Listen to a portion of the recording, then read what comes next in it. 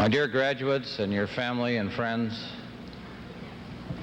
I cannot tell you with what fullness of heart I bring to you to grace this graduation as he graces this nation, its highest leader, Mr. Jimmy Carter, our president.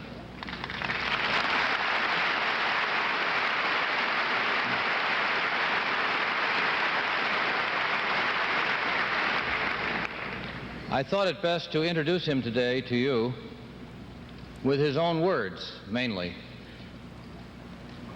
And I choose words that most of you have not heard. All of us were present through television and its magic at the inauguration, and we all heard President Carter's inaugural. But later that day, he spoke to the world by way of the Voice of America. And I think it's an extraordinary talk, the best of its kind I have ever heard from any president. And I would like to just paraphrase a few words of it, not more than 100 or two today. He said that he has taken the occasion of his inauguration to speak to the world because while they did not elect him, they would certainly be affected by his actions and his leadership in America.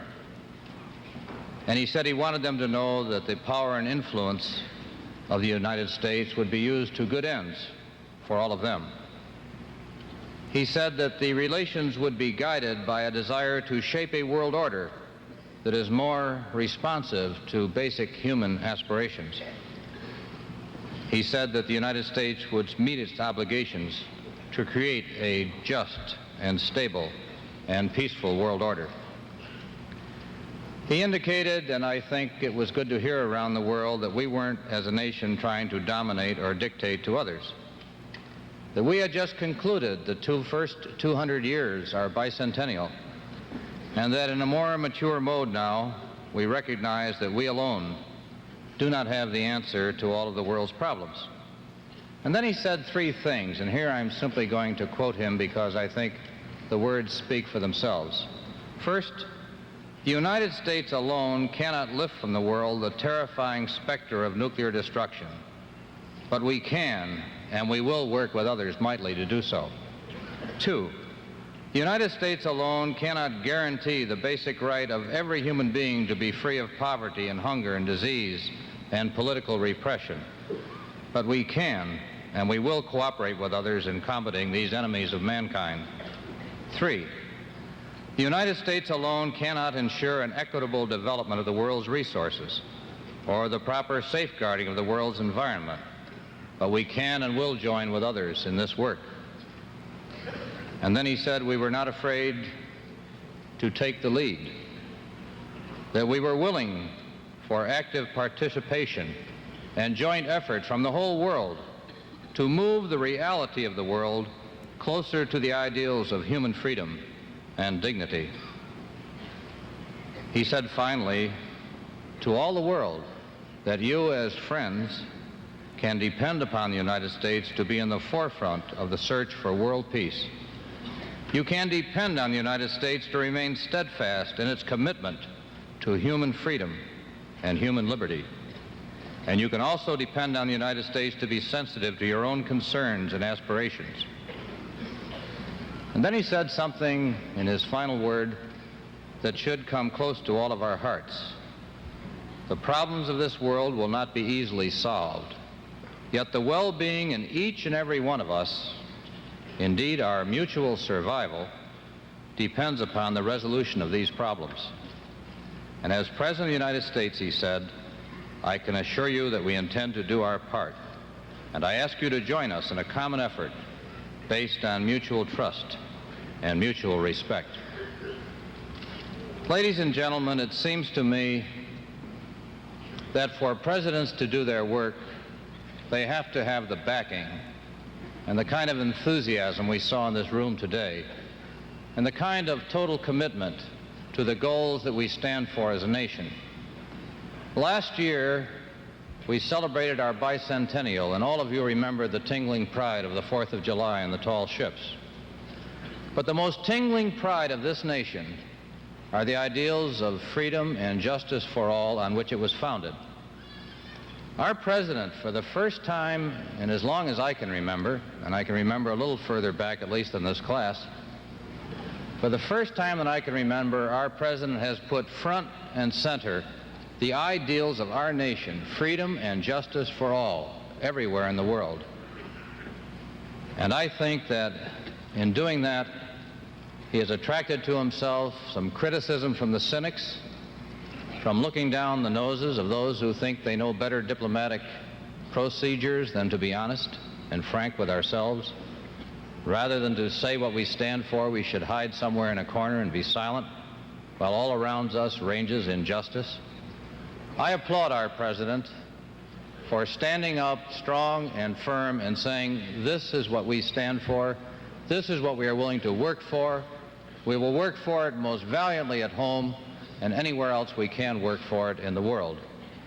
And I say, ladies and gentlemen, that the greatest thing we can do for him right now is to welcome him to this stage with a rousing standing cheer for his purposes.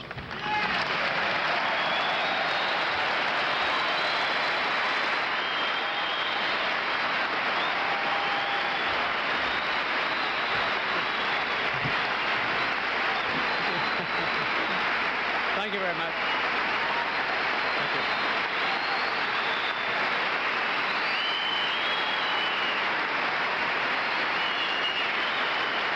Thank you. Thank you. Go. Thank you.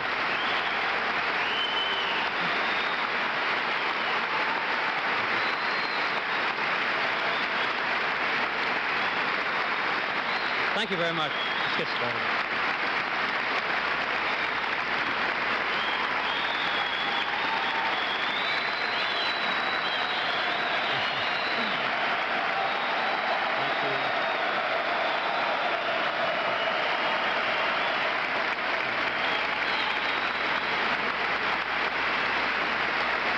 Thank you very much.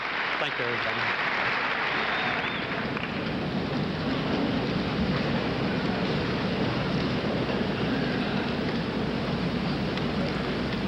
To Father Hesburgh and the great faculty of Notre Dame, to those who have been honored this afternoon with the degree from your great university, to the graduate and undergraduate group, who I understand is the largest in the history of this great institution, to friends and parents, thank you for that welcome. I'm very glad to be with you. You may have started a new graduation trend, which I don't deplore, that is throwing peanuts on graduation day.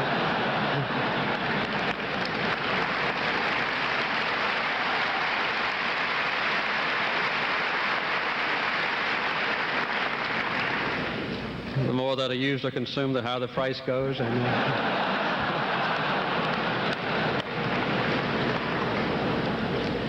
I really did appreciate the great honor bestowed upon me this afternoon. My other degree is blue and gold from the Navy, and I want to let you know that I do feel a kinship with those who are assembled here this afternoon.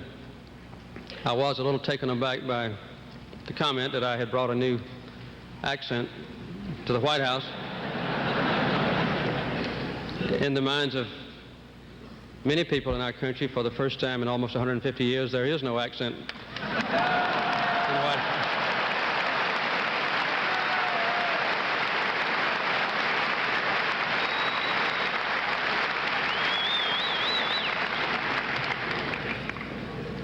I tried to think of a story that would illustrate 2 points simultaneously and also be brief, which is kind of a difficult assignment. I was sitting on the Truman balcony the other night with my good friend Charles Curbo, who told me about a man who was arrested and taken to court for being drunk and for setting a bed on fire.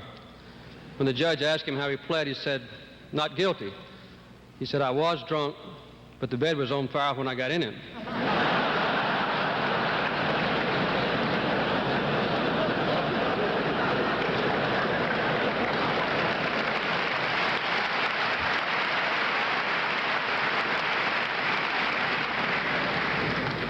I I think most of the graduates can draw the parallel between that statement and what you're approaching after this graduation exercise, but there are 2 points to that. And I'll come to the other one in just a few minutes. In his 25 years as president of Notre Dame, Father Hesburgh has spoken more consistently and more effectively in the support of the rights of human beings than any other person I know.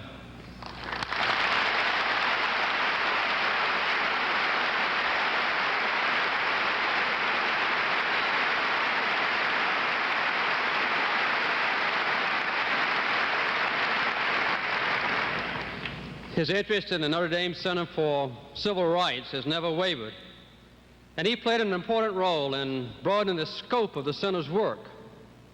And I visited there last fall to see this work include now all people in the world, as shown by last month's conference here on human rights and American foreign policy.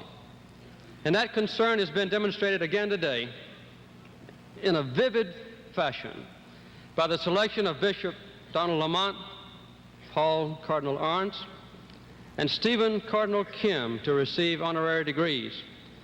In their fight for human freedoms in Rhodesia, Brazil, and South Korea, these 3 religious leaders typify all that is best in their countries and in our church.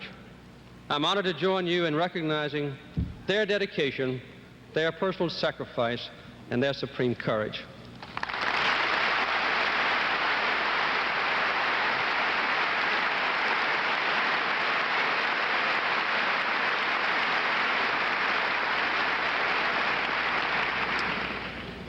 Quite often, brave men like these are castigated and sometimes punished, sometimes even put to death, because they enter the realm where human rights is a struggle. And sometimes they are blamed for the very circumstance which they help to dramatize. But it's been there for a long time.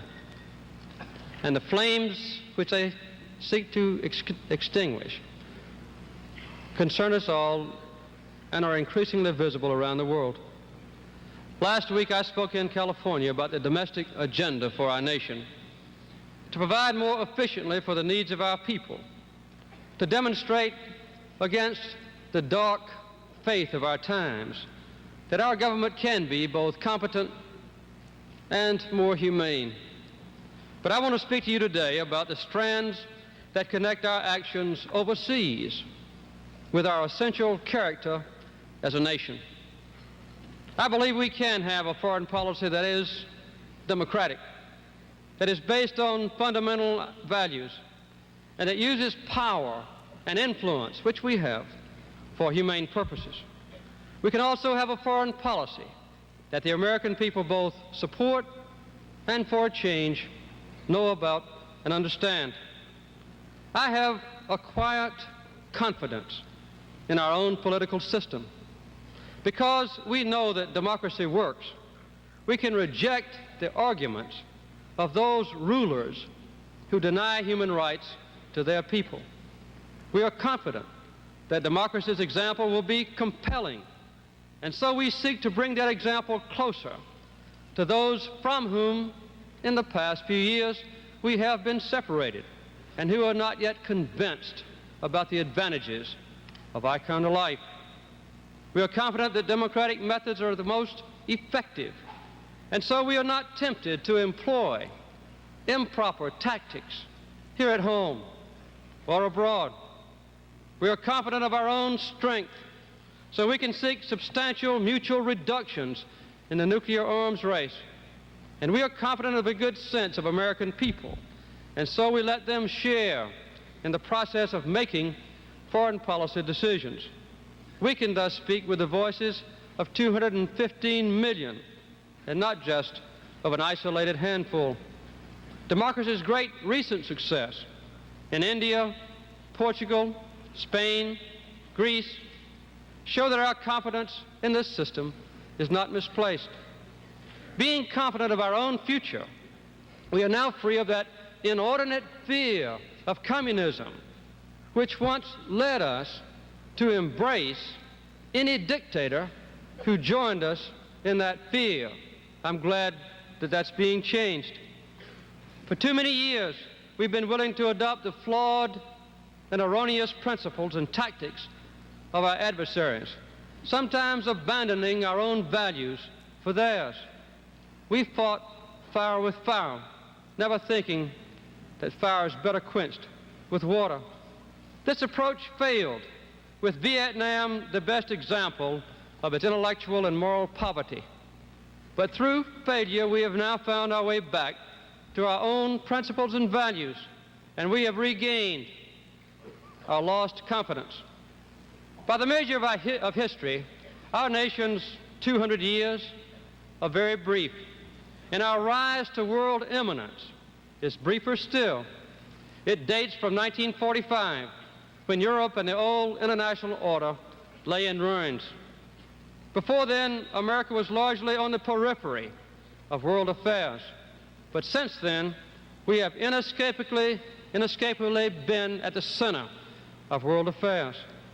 Our policy during this period was guided by two principles: a belief that Soviet expansion was almost inevitable, but that it must be contained, and this corresponding belief in the importance of an almost exclusive alliance among non-communist nations on both sides of the Atlantic.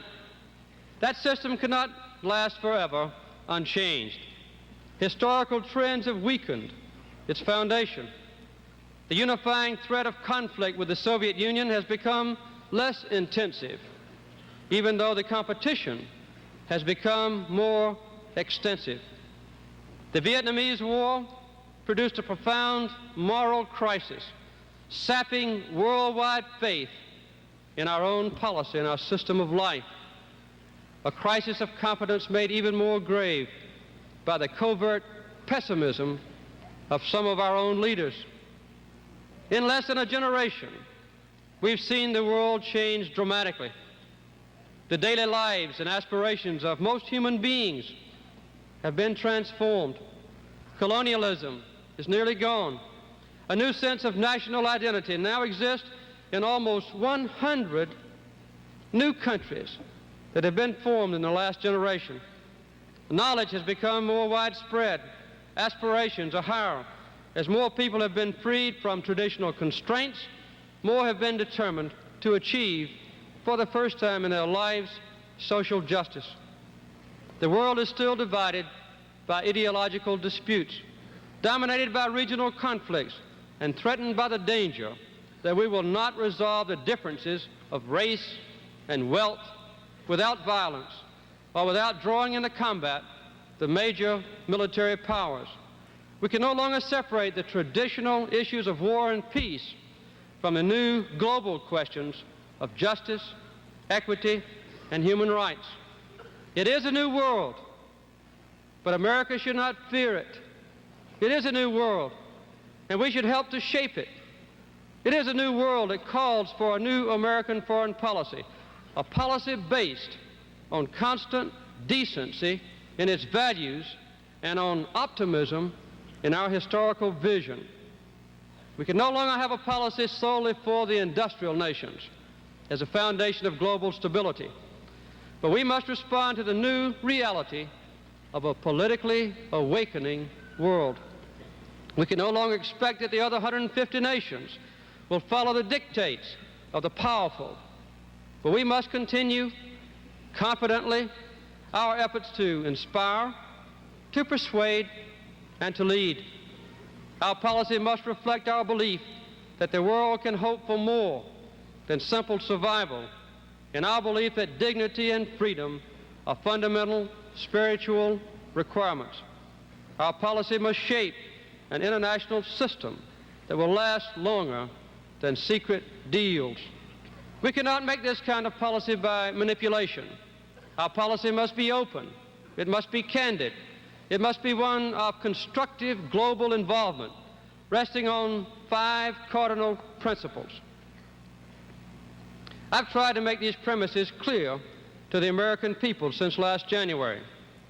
Let me review what we have been doing and discuss what we intend to do. First, we've reaffirmed America's commitment to human rights as a fundamental tenet of our foreign policy in ancestry, religion, color, place of origin, and cultural background. We Americans are as diverse a nation as the world has ever seen. No common mystique of blood or soil unites us. What draws us together, perhaps more than anything else, is a belief in human freedom.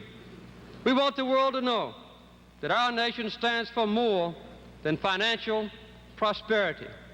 This does not mean that we can conduct our foreign policy by rigid moral maxims. We live in a world that is imperfect and which will always be imperfect.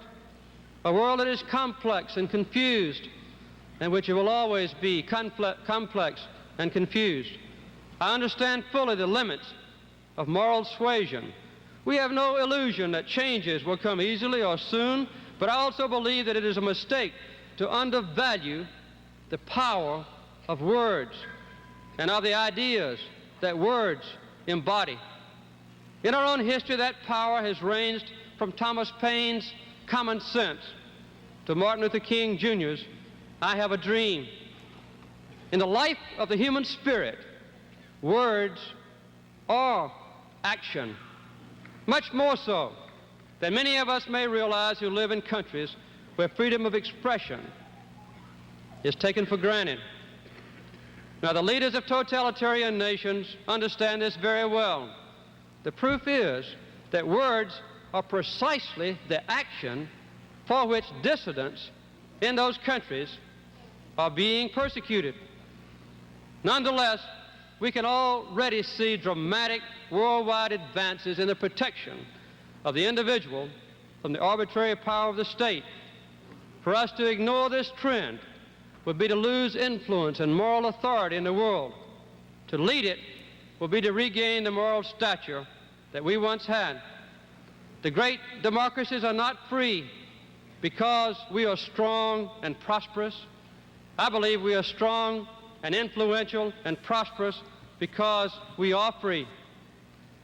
Throughout the world today, in free nations and in totalitarian countries as well, there is a preoccupation with the subject of human freedom, human rights. And I believe it's incumbent on us in this country to keep that discussion, that debate, that contention alive. No other country is as well qualified as we to set an example. We have our own shortcomings and faults, and we should strive constantly and with courage to make sure that we are legitimately proud of what we have. Second, we've moved deliberately to reinforce the bonds among our democracies. In our recent meetings in London, we agreed to widen our economic cooperation, to promote free trade, to strengthen the world's monetary system, to seek ways of avoiding nuclear proliferation. We prepared constructive proposals for the forthcoming meetings on North-South problems of poverty, development, and global well-being. And we agreed on joint efforts to reinforce and to modernize our common defense. You may be interested in knowing that at this NATO meeting, for the first time in more than 25 years, all members are democracies. Even more important, all of us reaffirmed our basic optimism in the future of a democratic system. Our spirit of confidence is spreading. Together, our democracies can help to shape the wider architecture of global cooperation. Third, we've moved to engage the Soviet Union in a joint effort to halt the strategic arms race. This race is not only dangerous, it's morally deplorable. We must put an end to it. I know it will not be easy to reach agreements. Our goal is to be fair to both sides, to produce reciprocal stability, parity, and security. We desire a freeze on further modernization and production of weapons and a continuing substantial reduction of strategic nuclear weapons as well. We want a comprehensive ban on all nuclear testing a prohibition against all chemical warfare, no attack capability against space satellites, and arms limitations in the Indian Ocean. We hope that we can take joint steps with all nations toward a final agreement eliminating nuclear weapons completely from our arsenals of death. We will persist in this effort.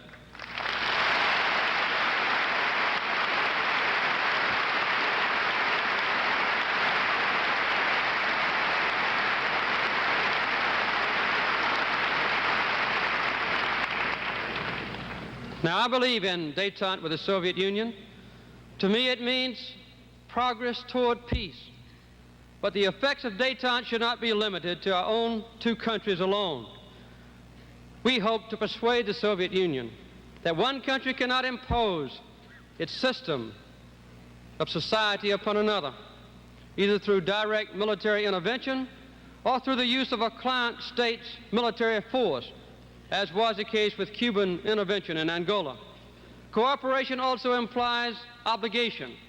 We hope that the Soviet Union will join with us and other nations in playing a larger role in aiding the developing world, for common aid efforts will help us build a bridge of mutual confidence in one another. Fourth, we're taking deliberate steps to improve the chances of lasting peace in the Middle East. Through wide-ranging consultation with leaders of the countries involved, Israel, Syria, Jordan, and Egypt, we found some areas of agreement and some movement toward consensus. The negotiations must continue. Through my own public comments, I've also tried to suggest a more flexible framework for the discussion of the three key issues, which have so far been so intractable. The nature of a comprehensive peace. What is peace? What does it mean to the Israelis? What does it mean to the Arab neighbors? Secondly, the relationship between security and borders. How can the dispute over border delineations be established and settled with a feeling of security on both sides? And the issue of the Palestinian homeland. The historic friendship that the United States has with Israel is not dependent on domestic politics in either nation. It's derived from our common respect for human freedom and from a common search for permanent peace. We will continue to promote a settlement, which all of us need.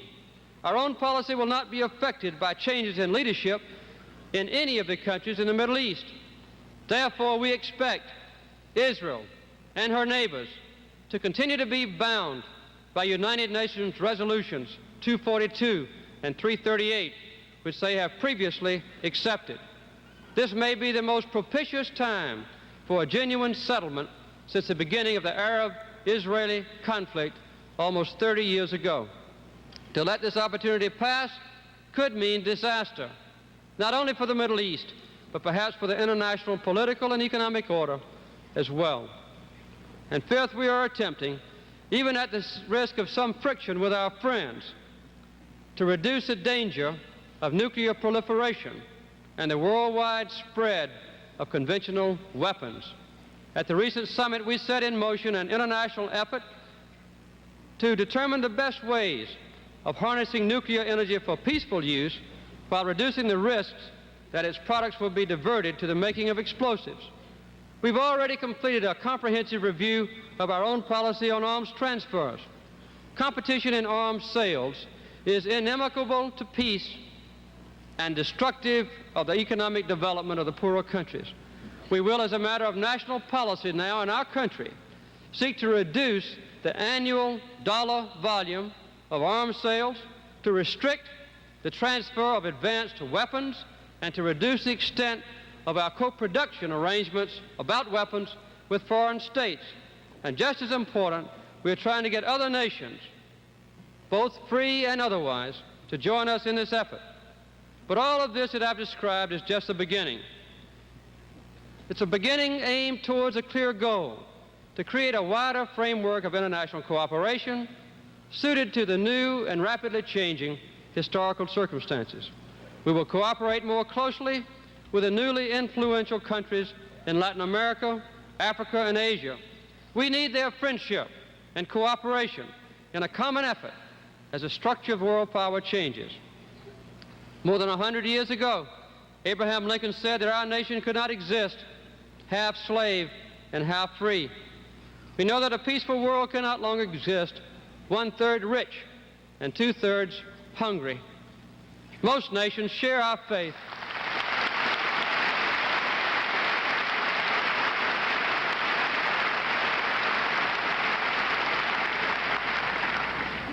Most nations share our faith that in the long run, expanded and equitable trade will best help the developing countries to help themselves.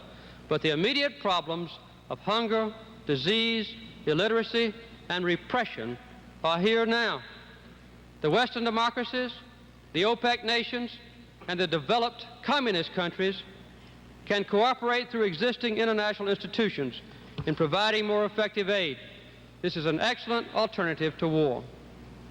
We have